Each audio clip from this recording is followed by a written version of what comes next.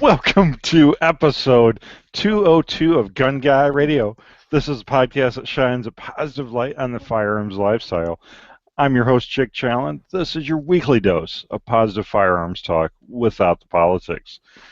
And this week we have a great panel. I'm going to go through the week in review here with the new format of Gun Guy Radio. And it might be a little different for you two since you're This Week in Guns alumni, where we talk politics all the time, but no politics on this show. So Natalie Foster of Girls Guide to Guns and Love at First Shots. Hey, Natalie. Hey, Jake. So good to be with two of my favorites. This is a very, very fun night. And yes, I will try very hard to stay away from politics. Promise. Cross my heart. Abs, House of Guns and House of Arms. Hey, Abs. Hey, we're not talking politics at all? Not at all. Are you disappointed? Well, I understand. I mean, the new format thing, but I guess I can manage. If we actually finally just get to talk about shooting, then I'm all over it. Well, speaking of shooting, did you guys do anything firearms, gun related in the last few weeks, Natalie?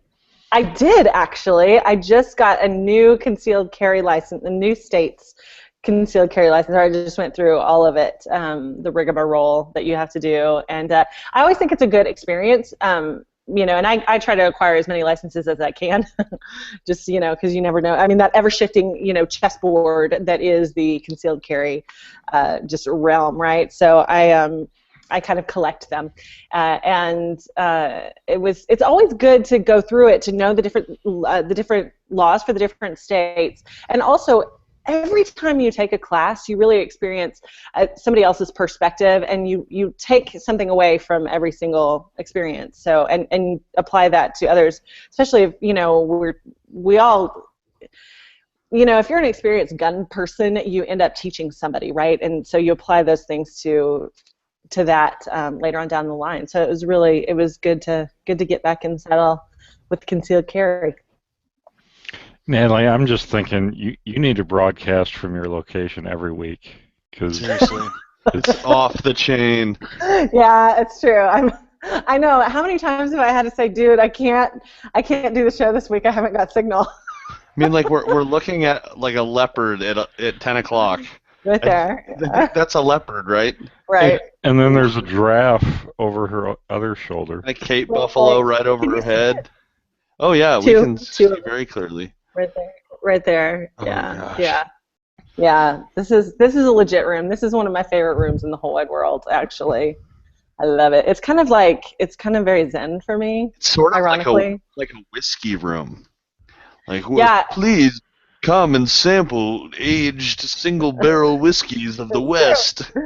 I know, and it actually does have a special ventilation system for smoke, for like cigar smoke, though it's never put into use. But yes, goodness. and there are plenty of options for the whiskey tasting.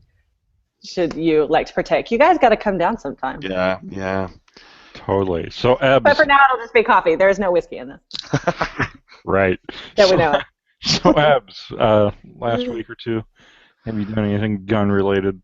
So because I talk about it on This Week in Guns all the time, I'm totally ate up with NFA stuff. So the can't haves, the have-me-nots, things that are kind of unobtainium until you learn how to do the stamp and you get the patience to be able to do that. And then I've managed to find my way as an employee onto a Class 3 FFL SOT, so I can have things in my hands earlier while stamps are pending and stuff like that. So I'm waiting on Liberty's new Centurion pistol can. It's a 9mm. It's kind of like it's basically like they took the Mystic X and the Cosmic, which is their multi-caliber. So rifle, centerfire, rimfire, everything that has different adapters you can put on it to shoot it on whatever you want, and they shrunk it down so it's like 6 inches, but it takes the same adapters. So if you've already got adapters, and it's like the price point for it's like $600. So I'm waiting on that, but I've been shooting the Knights Armament CQB 556 suppressor on my Mark 12 clone that I'm building, which is a trying to. Do you know how I feel so sorry for anybody who's a beginner listening to you right now? Like they are totally lost. I know, it's terrible. I was getting ready to explain actually. I was gonna say like if you've seen movies, if you've seen movies like Zero Dark 30 and stuff like that, where you see these guys that it would be called like a commando gun, like a commando M4. So if you see like a standard AR-15, so I'm gonna use the most generic term that has the ribbed handguard with the triangle front sight base and then the barrel sticking out past. Take that from a 16-inch barrel, shrink it down to a 10.5-inch barrel, so it's hyper lightweight and really maneuverable. And then even with the suppressor put on the end of that, it's actually shorter than the overall length of a full rifle. So I mean, and then you don't have to wear earmuffs. It's still loud, but it's hearing safe. So while it's loud, you don't have to worry about doing damage to your hearing. And man, it's so smooth and so fun. And then I've been shooting my agency arms Glock 43, little concealed carry Glock, quite a bit more because I got my BP tactical holster for it with the new light. So before I only had regular holsters, no light. Now I've got that one, so I've been working with that a little bit more. Very cool. Everyone's a little bit jealous right now. Well, dude, when you say have you done any shooting in the last 2 weeks, it's like just take your pick, man, because we can go from the pistols to the stuff that has Natalie and everyone else confused to the boring single shot old man guns and fantastic strange calibers. Just stop. I mean, hey, I don't know why I even ask you. So the biggest thing I did in guns was I had to. Today was technically tax day, and so I had to stand in line at the post office forever and get that stamp for the postmark. And before doing that, I had to park all the way down the street, disarm, walk into the post office, stand there for an hour, disarmed, and that was fun. Not really. A lot of danger. On tax day, actually, if anybody's going to go postal. Right. That's the day, Do you remember the 90s when that was kind of like a household term, going postal? And now you never hear it anymore. Is it not still? I think it's still. I don't think so. I never hear it ever. So besides that, I've been working a lot on Patriot Patch. I have a lot of new patches coming out, a lot of new shirts. We're really diving into the shirt game even more. Just released, 4 or 5 new designs. So trying to get all those done for the machine gun shoot coming up here in Pennsylvania. The end of April here. Quick plug for it. Hope to see you out there April 31st and May 1st, I believe. That Saturday, Sunday weekend. Let's see the t-shirt you got on right now. So yeah, this is the AK-47 one we currently have. Does it come with a fancy undershirt also? No, undershirt is separate. Okay, yeah. That's kind of a drag. Yeah, it's not all that fancy. But, in Russia, undershirt theme shirt coming out, a Banana Mag shirt. So check that out. PatriotPatch.co. Quick plug for it, I guess. But Amazon, shop our Amazon affiliate link if you like This Week in Guns and Gun Guy Radio, firearmsradio.tv/Amazon. If I keep saying This Week in Guns, someone slap me. It's because we always do This Week in Guns. Yeah. I've never done Gun Guy Radio. Oh, well. Yeah. I mean, I'm stoked to be here. Yeah.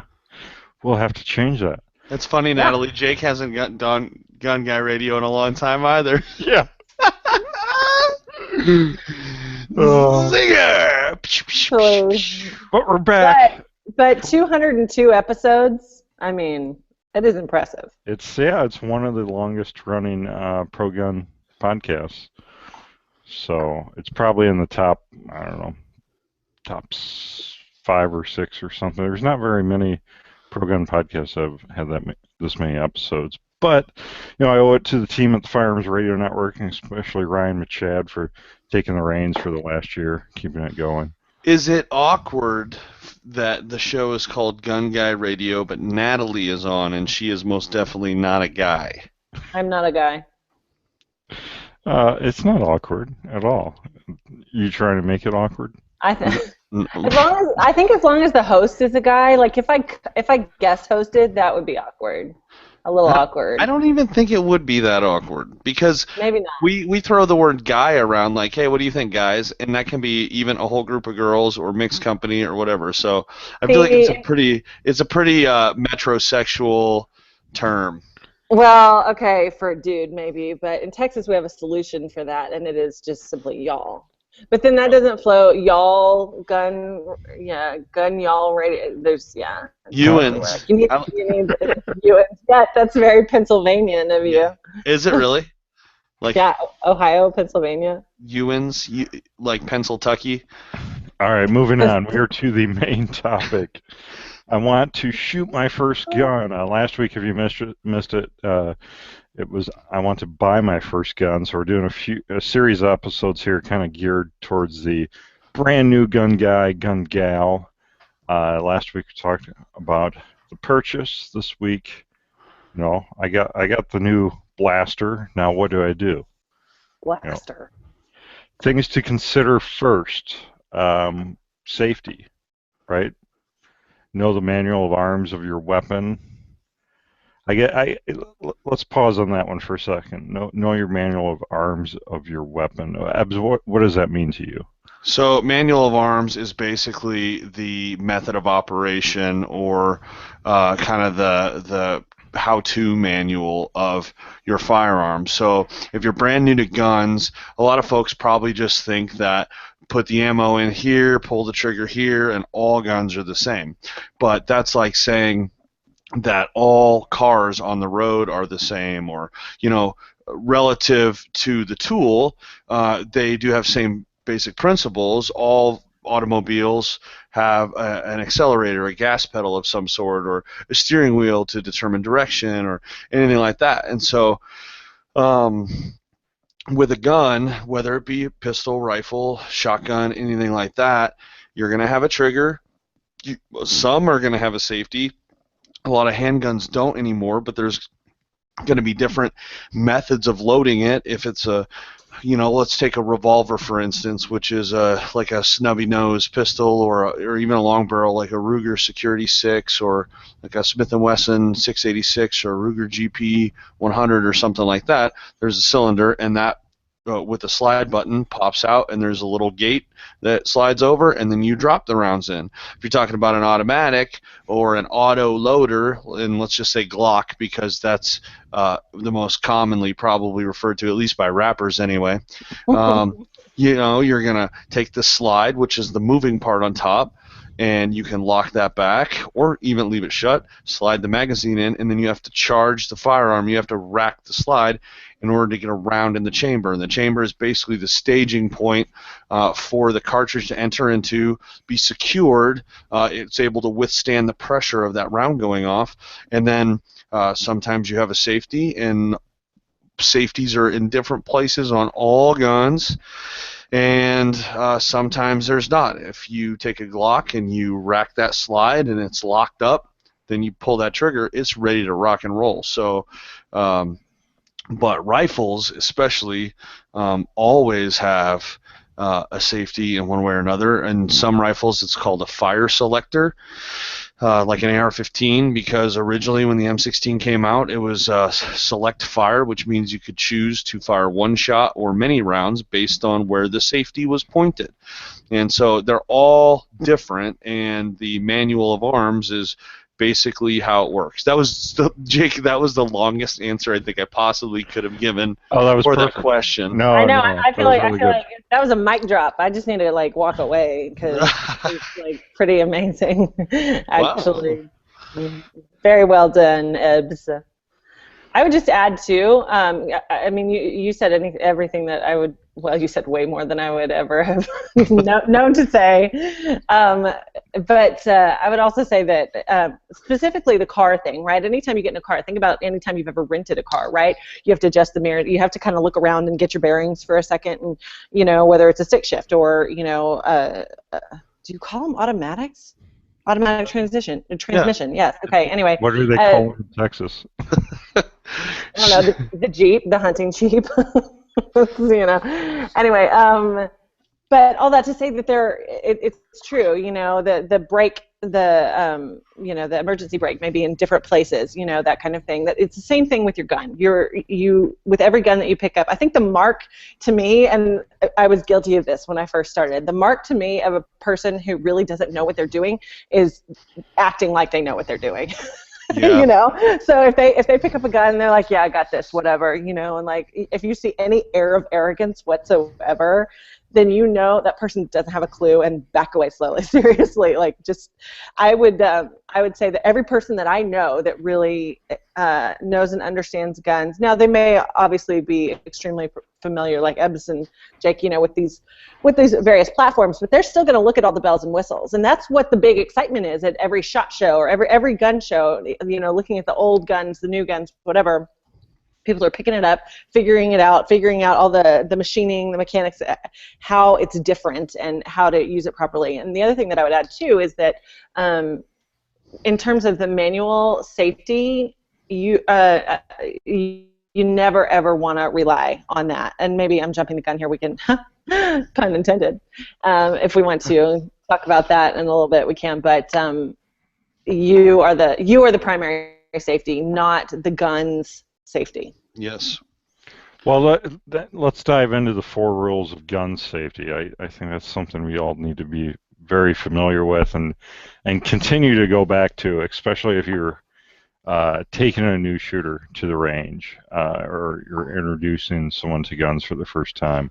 Most of us go by the 4 rules. There's other versions of this, but it goes, all guns are always loaded, and treat them that way. Never point the gun at anything you're not willing to destroy. Keep your finger off the trigger until your sights are on target and you've made the decision to shoot. Be sure of your target and what is beyond it. Right. Yeah, and correct me if I'm wrong, but my understanding is that these 4 established rules. I mean, the NRA also has a list of 10 different rules, and then they've got another list of like 4. But these 4 rules are the baseline. They're the fundamentals that everybody really in the gun community has accepted, and they originated. Sorry, go ahead. No. Go ahead. Finish. I thought you were closing out. I am close. So anyway, they started at the guy that established them is his name is Colonel Jeff Cooper out of Gunsight.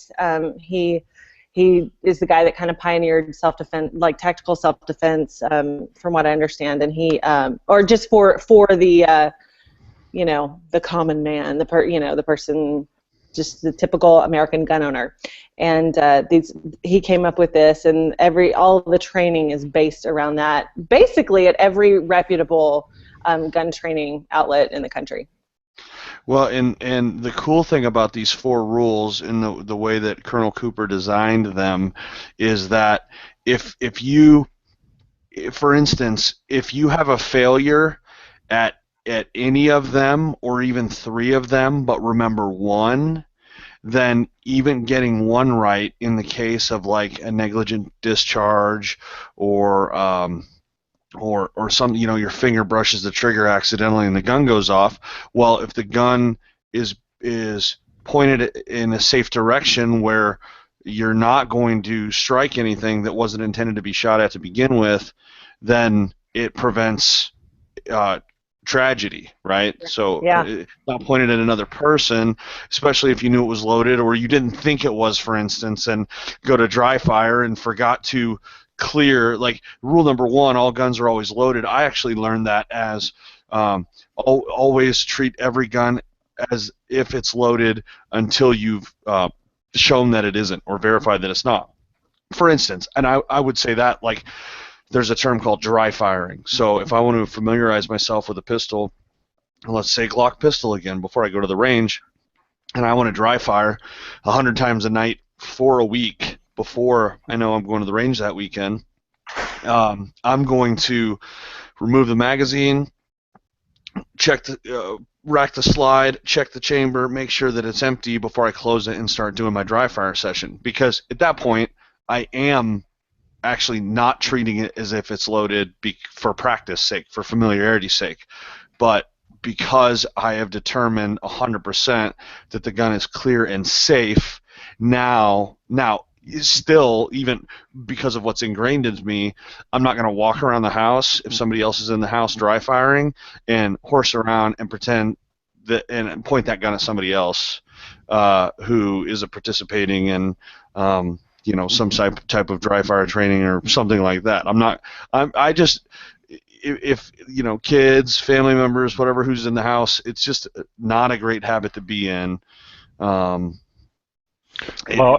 and to take that a step further, if there's a bunch of, say I have a bunch of friends over and we're like, hey, I got a new gun. So if we're passing that gun around, it's everyone's job, as soon as they get that gun handed to them, to also check, also clear it. Regardless of whether or not the person next to you showed you it was. Right. Yeah. Yes, absolutely. And I'd like to add, too, that, I see a lot of people, especially, where I'm from, it's like, we grew up with guns. We know our way around guns. This is, it's no big deal. The thing is, like, even if a firearm is totally empty, you don't point it at anything you're not willing to destroy, because it's a habit, right? It's a force of habit that you want to maintain. And I'm not, the other night someone, gun was totally empty. We had cleared it and made sure and everything, but still it was pointing in my mom's direction. And I'm like, nope, we got to change that. Like, it's a habit. It's a habitual thing. I mean, just like Ebbs was outlining there, it's very, very important. And you may, if you're an experienced gun person, you may be rolling your eyes and you may be thinking, this is total overkill. You really don't need to do it. But it's not true, man. It is absolutely, like I see operators, like SEAL Team 6 does this. Like anytime I've gone to shoot with any of those high-level guys, this is what they do, and it is no joke. They take it very seriously. They expect you to be performing exactly the way that they do in terms of safety, and it's not somebody just being ridiculous or hypersensitive or whatever to the gun safety rules. This is how people stay alive, stay uninjured, and the important people take this stuff extremely seriously. So follow their lead. And let me say along with that, comfortability leads to lackadaisical behavior, which leads to accidents. Think of any dangerous tool. You start to get lazy with the chainsaw, and you can draw any type of conclusion as to skip steps. You quit wearing eye protection, then you get a wood chip in the eye and you rub it and it scratches your eye, doing ridiculous ear repair to your eye. Or you're not wearing chaps or like thick jeans and it kicks back, and the chain, you're wearing shorts and the chain gets caught in the meat of your leg instead of the chaps, okay? Or you're not standing in the right spot and you're cutting a tree in half and it falls on you. Or so it's that understanding that this is a tool, it's fun, it's effective, but is also dangerous in the wrong hands. And if you are not continually preparing your mind of how to handle it appropriately, then it's dangerous in your hands. And people in your immediate company, or even here, maybe even the best thing, and I think Jake and Natalie would probably agree with this wholeheartedly. If someone is teaching you to shoot and they're making you feel unsafe because they're flippant with it and the muzzle's going around and they're ignoring any of these 4 rules, walk away. Find somebody else to help you learn how to shoot, because what's gonna sour you to firearms the fastest is getting shot while you're learning. Okay, so just don't fear hurting someone's feelings when telling them you don't want to learn from them how to use a dangerous tool because they're overly confident and arrogant and they're no longer taking precautions. That's right. Yeah, the gut check is critical. Well, back a couple years ago when I started Gun Guy Radio, I would take a lot of newer shooters out to the private range I shot at, and I made up this poster board with the safety rules on it, and I would always lay it down on the gun table. and every time, even though they've been there before, we'd all go over it, and also say that if anyone here has the right to call a ceasefire, a safety. If you see anything that's even makes you a little bit uncomfortable or feel unsafe, just say okay, raise your hand, say ceasefire, stop, bring it to the attention. Don't feel like you have to be quiet just because you're a new guy or something. No, I think that's such a good point. When I was at my concealed carry class this past weekend, one of the newer shooters, the slide was locked back and the gun was empty, and it was clearly visibly empty, but he didn't have his barrel pointed downrange. He had it pointed, in the direction kind of the line, right? Ooh. I know. It was unsafe. And someone who was also kind of inexperienced but paid attention in class saw that, and he stopped everything and corrected it. And, and it was great. It was a great learning experience for everybody, and it was done in a very friendly manner. It wasn't condescending. It wasn't argumentative. It was totally cool. And the dude actually appreciated it. He was like, oh, okay, yeah, sorry, thanks, and he fixed it. So I like that point about stopping it, no matter what your experience level, just do. So let's move on. I see, Natalie, did you drop the bullet point kids in here? Yeah, I did. This is something, obviously, all of us have kids here, and I'm the newest one to the group, but so this is this is something we're all very passionate about. But listen, kid safety, it's just so, fortunately, the incidence of children, finding guns and being injured or worse with found firearms, it has reduced dramatically over the past, few decades, actually. But, until it's at zero, our job's never done. So it's critical that we really know about storage, right? Safe storage is, sorry, I should look and see. Do we talk about that? It's not on the list right now. Okay. We touched on storage a little bit last week. I think we have okay. I think we have an episode coming up too. Well, look, you can't talk about it too much, right? So right. So safe storage is really important. Now, people want to really, want to be able to access their firearms very quickly, and there are industry solutions to this issue, to the balance between safe storage and readily accessible firearms. Gun Vault makes a really a product that I really like. They've got tons of them, actually, several different models with different capacities. I use them in my home, and they're spring-loaded, and you have a little key code, or you can swipe it with your fingerprint. It doesn't reduce the accessibility. It doesn't make it slower necessarily. It's potentially going to save the life of your kid or a kid that comes into your house. We all have kids that come into our house, whether it's nieces, nephews, neighbors, whatever. If you're going to keep your firearm loaded, and I mean for self-defense purposes, you're probably going to do that. I certainly do. You want to make sure that you always have your firearm stored safely. And in addition to that, the National Rifle Association, NRA, and National Shooting Sports Foundation, NSSF, both have great programs if you want to teach your kids or any kids in your world about gun safety. The NRA's is called Eddie Eagle. And they're coming out with a lot of consistent content surrounding the Eddie Eagle programs. It's really, really, it's cool. It's good for young kids. And my siblings, my dad taught my siblings through Eddie Eagle when they were little, and they still can chant the mantra that, stop, don't touch, leave the area, tell an adult. And so it's really effective. It is. And then the NSSF has Project Child Safe, and they're advancing it. They just got a huge grant from the government, which is amazing, for Project Child Safe specifically. And they will send you free locks if you don't have a lock for, perhaps it's your spare firearm that you don't, keep loaded all the time, but it's a cable lock.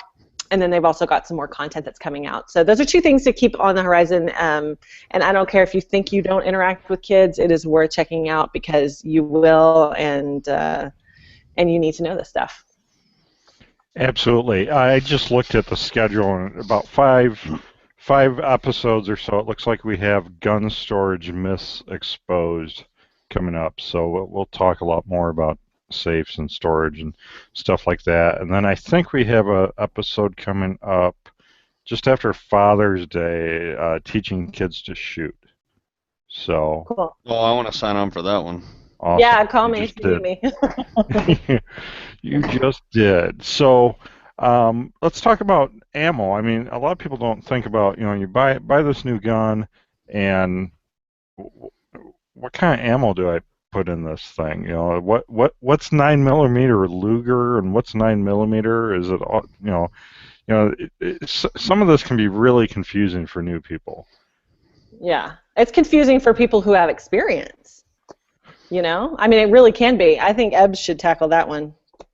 Or yeah, start it out, if you don't mind. I can start it out. 2 different types of ammo. Let's say let's use concealed carry purposes just as our baseline example here.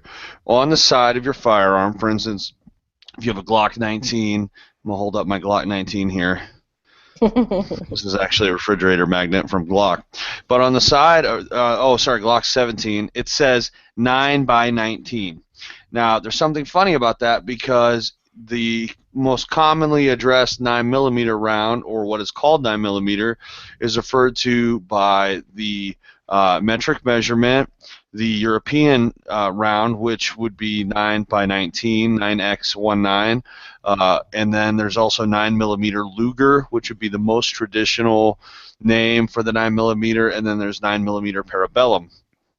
And all of those are safe. All those names are safe to buy to run through your pistol. Now, there would be what I would call range ammo, and then there's what I would call personal defense or self-defense ammo. Range ammo is going to be the most cost-effective to practice with. You're going to be able to pick up 50 rounds of 9mm for probably anywhere between $9 and $15, depending on the brand, depending on what kind of case it has.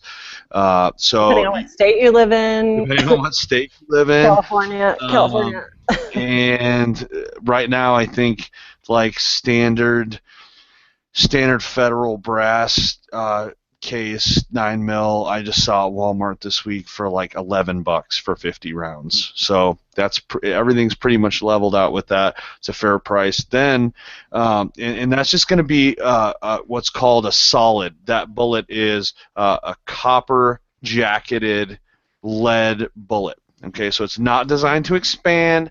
It's just going to hit and travel through whatever you shoot at. Whatever your target is. Then self-defense rounds are just meant to be kind of as gnarly as the title says. Okay, they're designed to open. They're designed to cause damage. Basically, if you've made up your mind to shoot a would-be attacker, assailant, bad guy, whatever. You've made up your mind to shoot this person, now you're making up your mind to do as much damage as possible. And so a self-defense round opens up.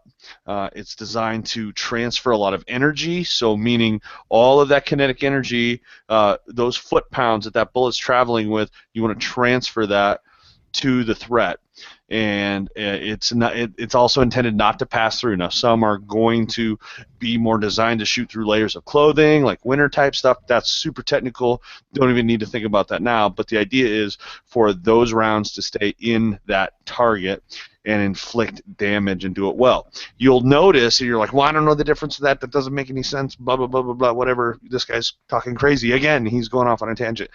The biggest difference that you'll notice is you're going to pay about $1 a round for that stuff, depending on the name brand, give or take a quarter on either side of that dollar, okay, or a couple quarters. And it's good to know, and it's good to make that investment to practice with on a smaller scale, so you know how your concealed carry firearm behaves when you're running that through it, because that's what you want to have in it if stuff hits the fan. So that's good practice to be able to know how it behaves. But in terms of firearm familiarity, draw practice, and trigger time, the bulk or range ammo, the 25 to 30 cent a round or 20 cent a round 9mm stuff is going to be the easiest to start out with. It's also going to perform milder in most guns, meaning it's not as hot, it's not trying to hit something really hard. So in terms of recoil and the abuse your hand and your wrist and things like that take are going to be minimized too. So that would be ammo, and then you could take those ammo principles and then apply them to anything else. You want to shoot really accurately with the 22, well then you have your bulk range ammo, and then you have what's called match ammo, the stuff that's designed to be really accurate. You have a hunting rifle, you're just wanting to learn to hunt, you're like, well, I don't know about the concealed carry stuff, I just want to become a hunter.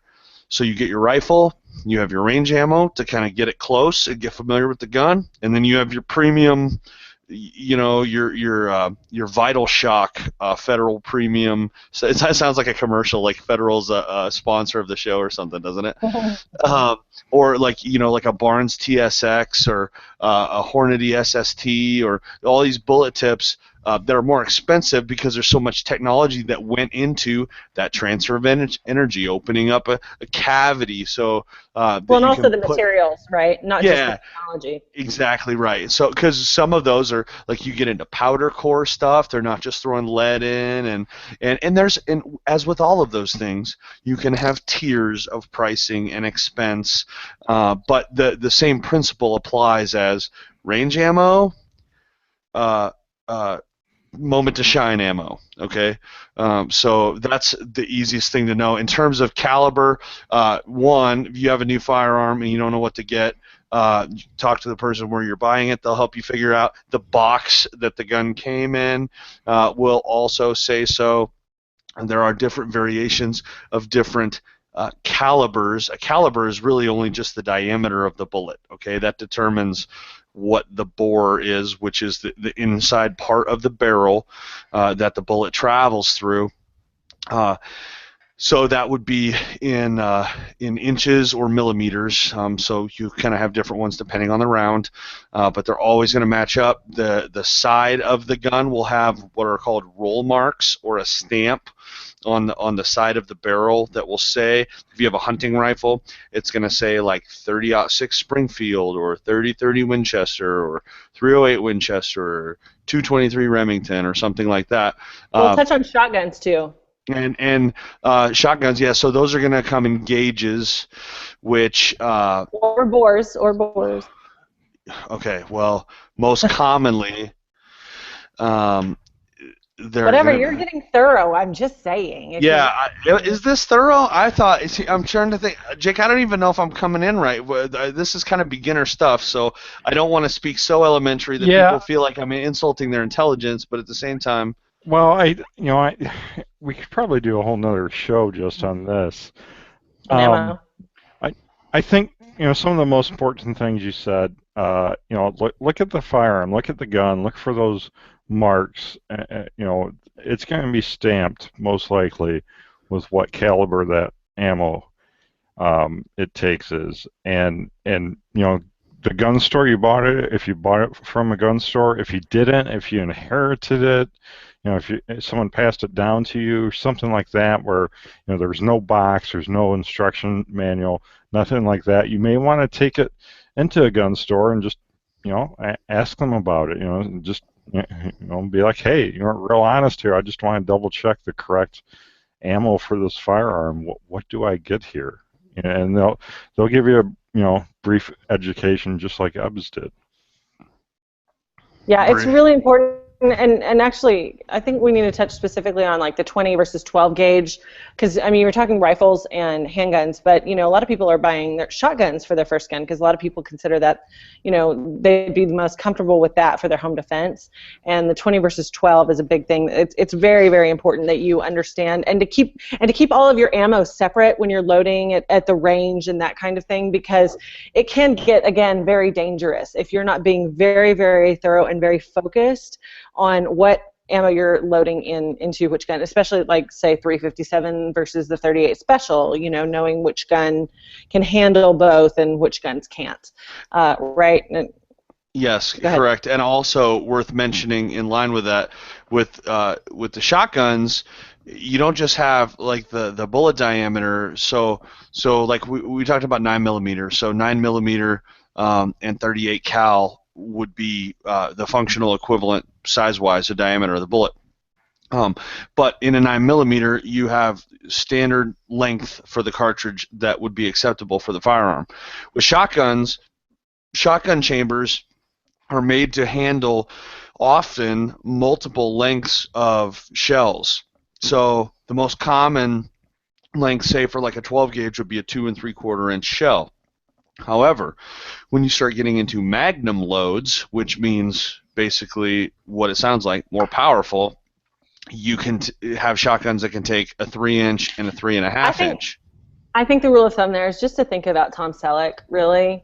I think it's just, when you think Magnum, you think awesome because it's Tom Selleck. So, it's the more awesome of all the rounds. I'm just This is getting uncomfortable. Yeah. Tom Selleck is awesome. I'm sorry. He just is. It's like Chuck Norris, but better. But anyway, please continue. Blasphemy. It's not, man. That is Bible right there. Go ahead.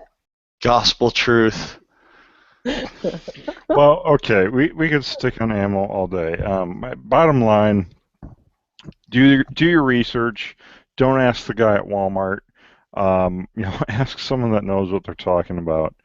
And manufacturer website may also be a good resource if you look up the exact model of your firearm. Manufacturer's website. But really, a good gun store can really set you in the right direction. Plus, they would have the ammo there for you to buy right then. So let's move on to transporting to the range. We talked about this a little bit last episode, but each state has different transportation laws, and when you're going to the range, you just want to make sure that you're following your state's laws. Some states are very specific on where you can have the ammo, where you can have the gun stored. Some states, you can't even have those in the same part of the vehicle. California. So you want to make sure you're up to date on that. Most times your state police website will have that information. The NRA also has some good information on that. Anyways, let's skip ahead. Places to shoot. Where am I going to take this new gun to shoot? There are many options. One of my favorites when I moved to a new area a while back was the NSSF put out an app, like a range finder app, that allows you basically to search by zip code, and it will show you legit ranges. Now, this would be in terms of an organized shooting place where a lot of times there's a range safety officer on site to help oversee things, which I think for newer shooters is definitely not a bad thing at all to have close by.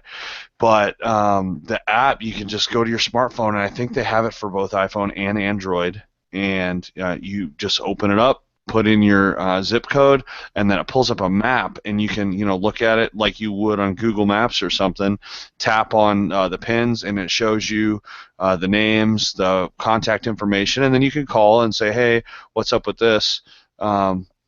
Here's who I am, here's what I'm hoping to do, can you give me more information? And so that helps sort out ones that are public ranges, maybe run by like a state wildlife department or conservation department or something like that, or also private members-only ranges that might have guest fees. So if it's your first time there, and they let you pay $15 or $20 to basically use the range as a member for the day or for a couple hours, or like an indoor range even or something like that. Controlled environments are helpful, I think, to remove variables. So that app is called Where to Shoot by Yes. the NSSF. Thank you for the additional quality information. I'm downloading it right now. I'll have to Are check you? that out. It's pretty cool. But then there's state and federal land, which you have to kind of check both your state guidelines and federal guidelines for, because some areas allow firearms, some don't, and then some are integrated with hiking areas and recreational areas and stuff like that. So if there are other people potentially downrange, remember back to the 4 laws. Always be sure of your target and what's beyond it. That can be a little more. Specifically, you're looking for a backstop, like you're looking for a berm or something like that. Just to elaborate on what you're saying there. Yes. Whether it be natural or man-made for that specific place.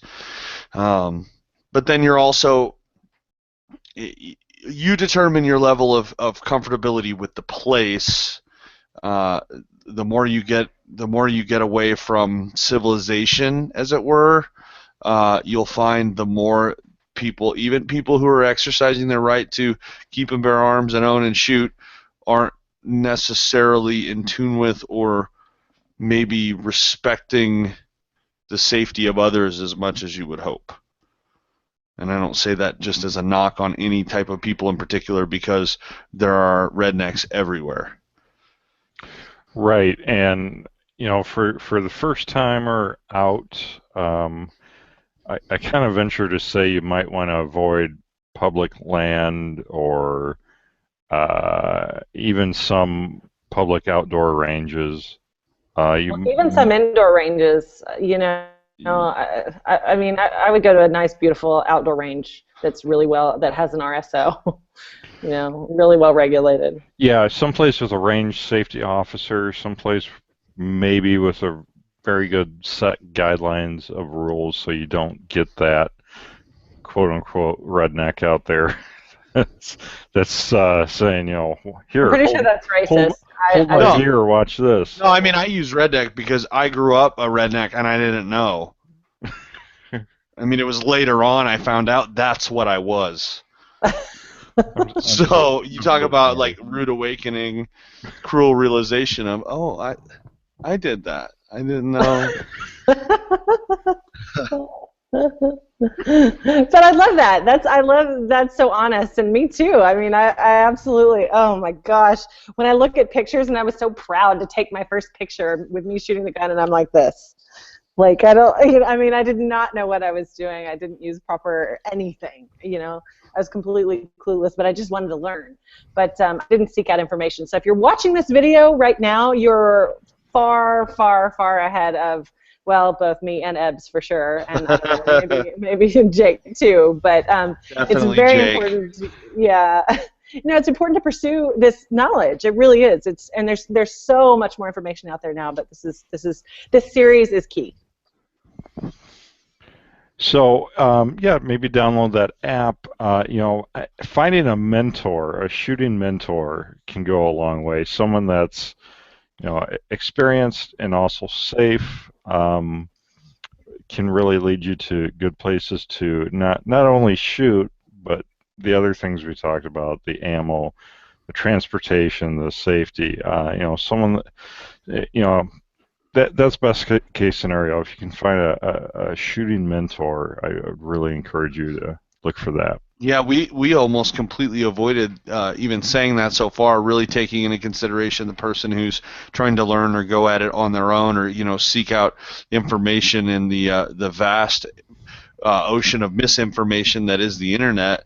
And that is, I mean, that was how I learned. That was how my dad learned. I was 9 years old and begging my dad to shoot and hunt, and he grew up in the city, and we had moved out into the sticks, and there was no baseline for, well, what age is it appropriate for like the kid to get into this? And that's for the show after Father's Day apparently, but that was a whole thing, and we ended up meeting this friend through church who, as far as we were concerned, was like Daniel Boone, lived in the woods, was a tracker, he had his house wasn't quite like the room Natalie is in right now, but there's deer heads everywhere. There's like mounted snakes, and he had a skunk in there. We're like, who mounts a skunk? This is crazy. But he was so excited about being able to bring somebody else along we learned everything from him: archery, firearms, muzzle loaders, reloading. I mean, that was how we got our start entirely. And now, like, this is what we do. We work in this stuff. So it just, you never know to go out on a limb and say, you know what, like, can I tag along with you or sometime? Or just like sometimes it could start with a simple question about which box of ammo you need to be looking at for the specific gun that you have or something like that. Just don't be afraid to ask, because most shooters that I know or I've been around or spent time with or have talked to are excited to share what they know and what they have learned so that we can add one more to our number. Mm-hmm. Absolutely. True story. Absolutely. So final thoughts on this week's topic, Natalie.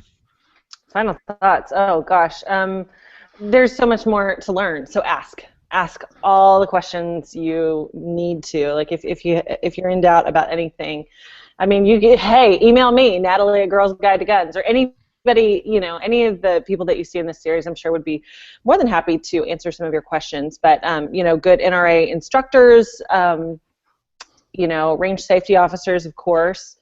I would just really encourage people. I mean, we are just, as thorough as Ebbs was, and as much information as you've heard here, there really is. I mean, we could go on for days. So just continue to ask the questions.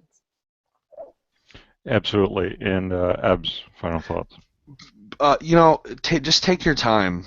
Just like any area of information that you would seek to study in your life, there's no way to learn everything in a day. And when we're talking about learning about something and operating something that is a tool at its core, an effective tool, but a dangerous tool if it's misused, take your time, learn to respect them, and the enjoyment and the payback that you get as a result of just entering into that relationship cautiously really will pay off and prevent any accidents or souring or bad experience that you might have if you just rushed into it without enough information. And I think if you're brand new and you're finding trouble, like you don't have any friends that shoot, like this is kind of a whole new world to you, but you really want to get into it, finding that shooting mentor may be a little bit tougher. So, I encourage you to check out, like some beginner classes, like the NRA basic pistol. Some of the basic classes, you'll meet people there, and you'll meet the instructors. You'll meet people that know what they're doing, and maybe even checking out some of these ranges have open houses this time of year. You can check out the open house, maybe even join a range before you ever shoot. It's not that crazy. That way you get to know some good people, and they can set you on a good track. That's good. Yeah. So next week we're talking, I need to clean my first gun because I went and shot it and got it pretty dirty. So you have someone other than me for that, right? Because I really don't clean my guns. I do now. So that wraps up our main topic.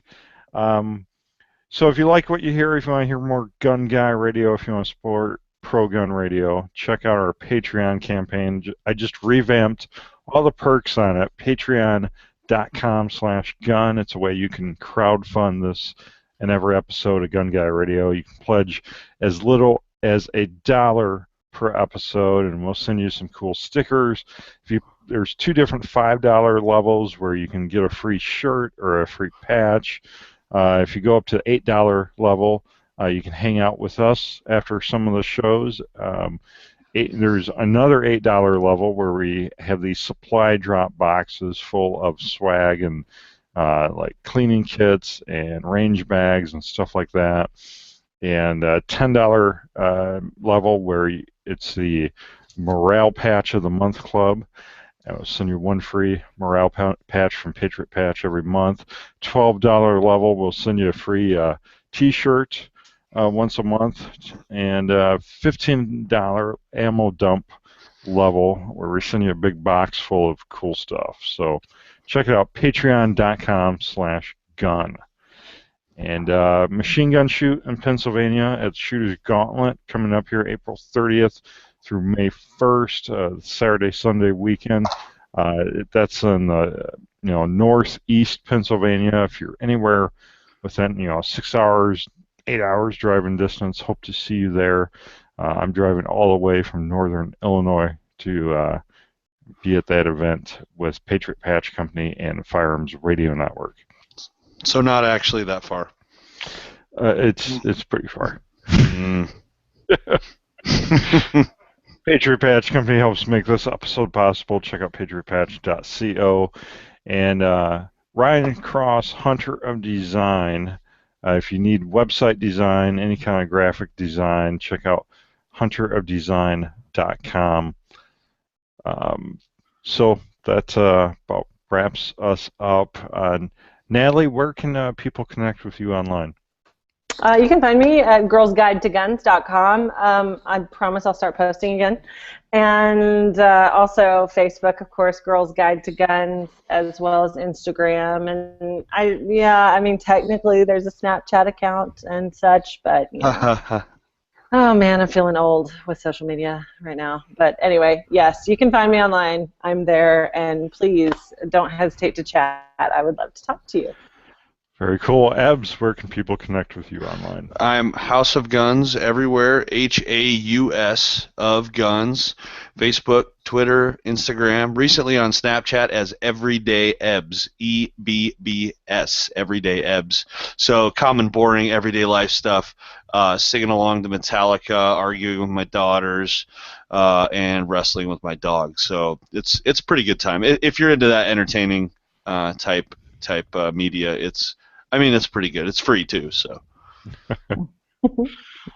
Very cool. You can connect with me through the Firearms Radio Network Facebook page and Gun Guy Radio Facebook page, and Firearms Radio on Instagram, and all the Patriot Patch social media, Facebook, Instagram. I signed up for Snapchat. I still haven't figured it out. I feel you, Natalie. Yeah, right there with your solidarity, man. Remember to subscribe to us on iTunes or however else you would listen to the program.